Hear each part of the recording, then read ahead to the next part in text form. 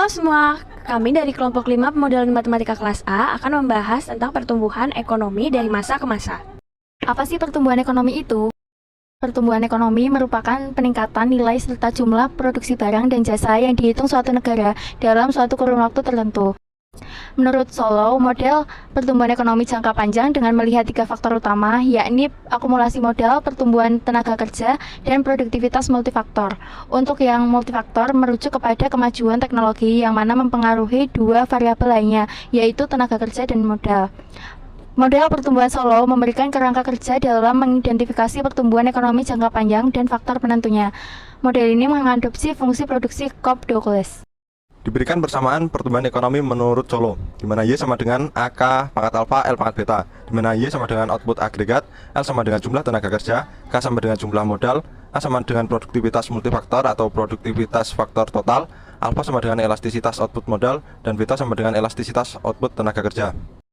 Salah satu model pertumbuhan ekonomi adalah eksponensial. Pertumbuhan eksponensial adalah kondisi atau peristiwa yang mengalami peningkatan atau kenaikan setiap periodenya secara eksponen, sedangkan peluruhan eksponensial adalah kebalikan dari pertumbuhan. Diberikan grafik pertumbuhan ekonomi pada masa pemerintahan Soekarno. Tahun 1961 sampai 1962, pertumbuhan ekonomi tumbuh ke angka positif. Tahun 1963, pertumbuhannya minus 2,24%. Angka minus pertumbuhan ekonomi tersebut dipicu biaya politik yang tinggi. Akibatnya, anggaran pendapatan dan belanja negara atau APBN defisit minus 1.565,6 miliar. Inflasi melambung atau hiperinflasi sampai 600% hingga 1965. Meski begitu, pertumbuhan ekonomi Indonesia pada tahun 1964 sampai 1966 kembali ke angka positif. Pertumbuhan ekonomi pada masa Soeharto seperti tergambar pada grafik berikut.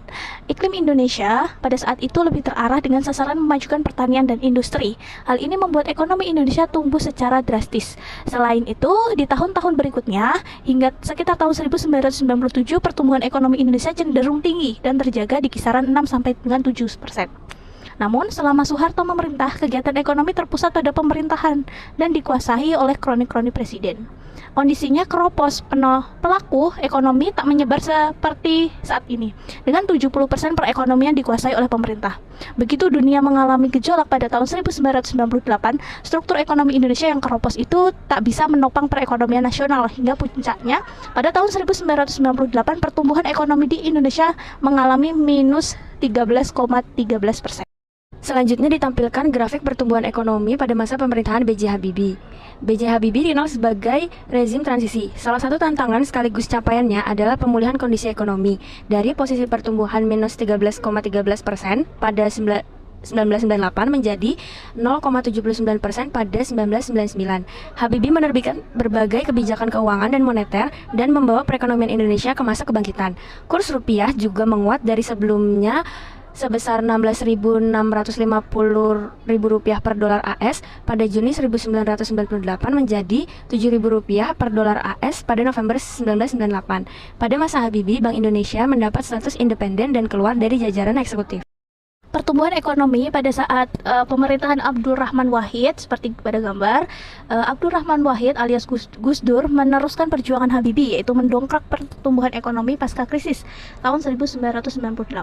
Secara perlahan, ekonomi Indonesia tumbuh dari 4,92% pada tahun 2000. Gus Dur menerapkan kebijakan desentralisasi fiskal dan otonomi daerah. Pemerintahan membagi dana secara berimbang antara pusat dan daerah. Kemudian pemerintah juga menerapkan pajak serta retribusi daerah. Meski demikian, ekonomi Indonesia pada tahun 2001 tumbuh melambat hingga menjadi 3,67%. Pertumbuhan ekonomi pada masa Megawati, yaitu seperti pada gambar berikut. Pada masa pemerintahan Megawati, pertumbuhan ekonomi mengalami peningkatan. Hal tersebut dikarenakan perbaikan yang dilakukan oleh pemerintahan saat itu, yakni menjaga sektor perbankan lebih ketat hingga menerbitkan surat utang atau obligasi secara langsung. Selanjutnya yaitu pertumbuhan ekonomi di masa pemerintahan Susilo Bambang Yudhoyono. Meski naik turun, pertumbuhan ekonomi Indonesia di bawah kepemimpinan Presiden SBY relatif stabil. Saat itu impor Indonesia terbilang tinggi dan angka ekspor juga tinggi, sehingga neraca perdagangan lumayan berimbang. Pada 2009, di akhir periode pertama, sekaligus awal periode kedua kepemimpinan SBY, ekonomi Indonesia tumbuh melambat di angka 4,63%. Perlambatan tersebut merupakan dampak krisis finansial global yang tak hanya dirasakan Indonesia, tetapi juga ke negara lain.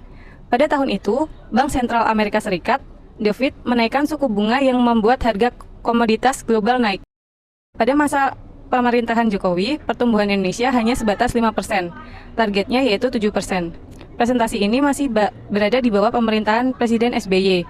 Hal tersebut dikarenakan rupiah terus-menerus melemah terhadap dolar Amerika Serikat. Dan defisit semakin melebar karena impor yang cenderung naik atau ekspor yang cenderung turun. Tahun 2020 adalah tahun yang paling sulit karena mengalami penurunan pertumbuhan ekonomi disebabkan karena adanya corona. Kesimpulan dari pembahasan kita kali ini adalah pertumbuhan ekonomi menurun secara drastis pada tahun 1997 sampai 1998 disebabkan oleh kegiatan ekonomi yang terpusat pada pemerintahan dan dikuasai kroni-kroni presiden sehingga terjadi krisis moneter. Faktor yang mempengaruhi pertumbuhan ekonomi adalah variabel tenaga kerja, modal, dan teknologi. Sekian pembahasan dari kelompok kami. Sampai jumpa.